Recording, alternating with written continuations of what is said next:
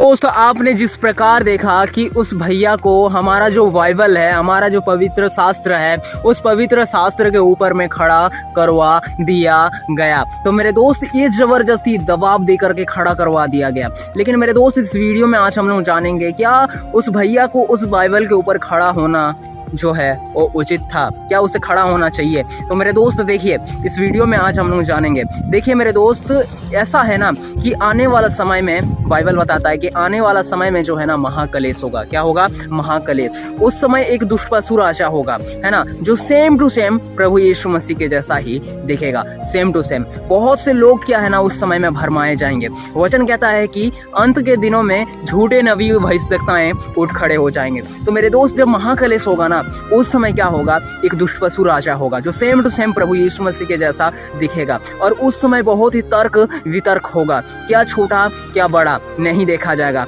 बोलेगा कि तुम 666 का अंक लगाओ, 666। ये 666 जो है ना शैतान का अंक है। तो मेरे दोस्त बोला जाएगा कि तुम 666 का अंक लगाओ।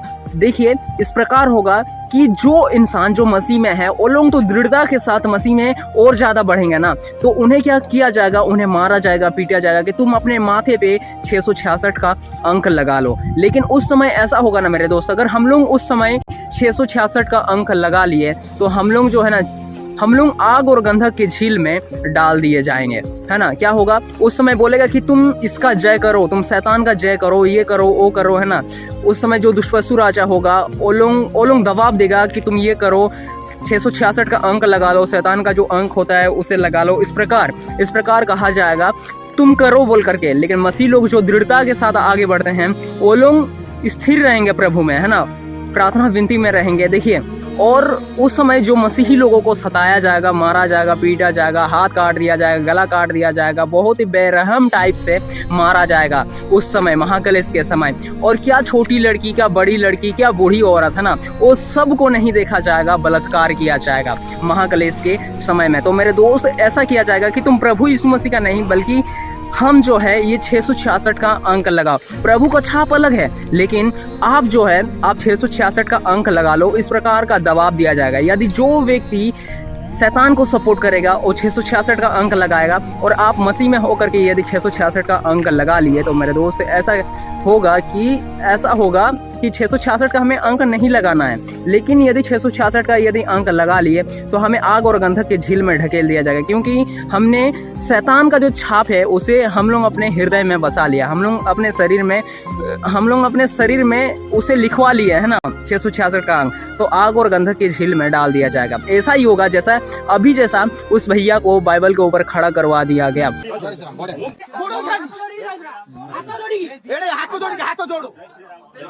उस अंत के समय में ऐसा ही होगा कि कहेंगे कि 666 का अंक लगा लो। यदि आप नहीं लगाएंगे तो आपको भी ऐसे ही मारा जाएगा, पीटा जाएगा। जिस प्रकार अभी आपने वीडियो में देखा इसी प्रकार उस समय भी होगा। इससे ज्यादा होगा, इससे ज्यादा। क्या छोटी लड़की, क्या बड़ी लड़की, क्या बूढ़ी औरत नहीं देखा जाएगा, बलात्कार किया जाएगा। ऐसा समय आ रहा मेरे दोस्तों, बाइबल बताता है। और बाइबल का हर एक वर्ड जो है ना जीवित है, हर एक वर्ड जीवित है। बाइबल का हर एक भविष्यवाणी जो है ना पूरा होगा। बहुत सारा भविष्यवाणी ऐसा है जो पूरा नहीं हुआ है और बहुत सारा भविष्यवाणी ऐसा है जो पूरा हो चुका है। तो मेरे दोस्त हमें क्या करना है? देखिए उस समय यदि 666 का अंक लगा लेंगे तो हम लोग क्या है आग और गंधक के झील में डाल दिए जाएंगे। तो मेरे दोस्त ऐसा है कि उस जगह में हमें लड़ना है, परमेश्वर से प्रार्थना करना है ना, प्रार्थना करना है, परमेश्वर से, प्रभु से प्रार्थना करना है। तो इस चीज से हम लोगों को ये चीज सीखने में आया कि हमें जो है उस बाइबल के ऊपर में खड़ा नहीं होना चाहिए। ये समय आ गया है कि मनुष्य के पुत्र की बड़ी महिमा हो। मैं तुमसे सच सच कहता हूँ कि जब तक गेहूं का दाना भूमि में पड़कर मर नहीं जाता वो अकेला रहता है, परंतु जब मर जाता है तो बहुत फल लाता है। जो अपने प्राण को प्रिय जानता है वो उसे खो देता है। जो इस जगत में अपने प्राण को अप्रिय जानेगा अनंत काल तक उसे बचाएगा। जो कोई मेरी सेवा करना चाहे वो मेरे पीछे हो ले, ताकि जहां मैं रहूं मेरा सेवक भी वहां रहे। जो मेरी सेवा करेगा मेरा पिता उसका आदर करेगा। और रहा बात, यदि वो भाई यदि मेरा वीडियो देख रहा है तो मैं कहना चाहता हूँ, देखिए अभी अंत का समय, जैसे महाकलेश का समय जो है ना, वो अंतिम समय होगा, बहुत अंतिम समय होगा। उस समय आपने 666 का अंक अपने माथे में गुदवा लिया तो आप आग और गंधक की झील में चले जाओगे। लेकिन आपने जिस प्रकार, जिस भाई ने उस बाइबल के ऊपर खड़ा हो गया, तो मेरे दोस्त देखिए अभी समय बहुत है ना, बहुत है मतलब बहुत कम है, लेकिन आपके लिए समय है कि एक गाना है मेरे दोस्त, है ना, परमेश्वर का वचन भी कहता है कि उसने और एक दिन दिया। एक गाना है, प्रभु का धन्यवाद करो, यीशु का धन्यवाद करो कि उसने और एक दिन दिया। कोई बात नहीं है, हम लोग जीवन में हैं, हम लोग इस संसार में हैं, तो गलती किससे नहीं होता, गलती हर किसी से होता है। तो मेरे दोस्त हमें क्या करना है, हमें प्रभु का धन्यवाद देना है और हमें और एक दिन दिया कि हम अपने पापों से पश्चाताप करें।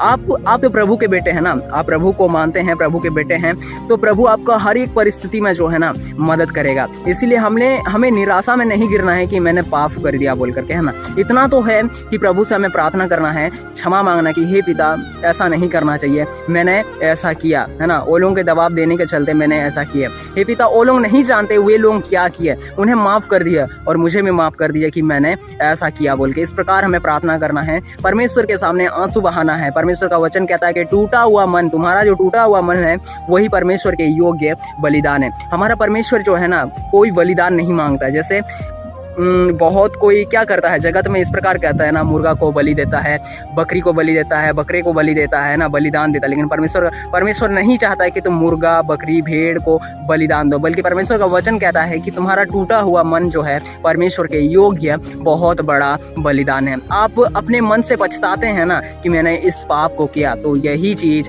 परमेश्वर के योग्य जो है बहुत बड़ा बलिदान है। तो हमें क्या करना है, हमसे गलती हो गया, परमेश्वर ने और एक दिन दिया कि हम अपने पापों से पछताप करें। तो आशा करता हूं दोस्तों, मैंने जो कुछ भी इस वीडियो में आपको बताया आप समझे होंगे। इससे पहले जो मैंने वीडियो बनाया था इससे रिलेटेड, इस वीडियो से रिलेटेड, उसमें मैंने सवाल किया था कि आखिर हम लोगों का बाइबल ही क्यों, है ना, और भी बहुत कुछ सवाल किया था, है ना, आखिर हम लोगों का बाइबल ही क्यों, और क्यों उसे वहाँ पे खड़ा करवा दिया गया, उस भैया को क्यों खड़ा करवा दिया गया।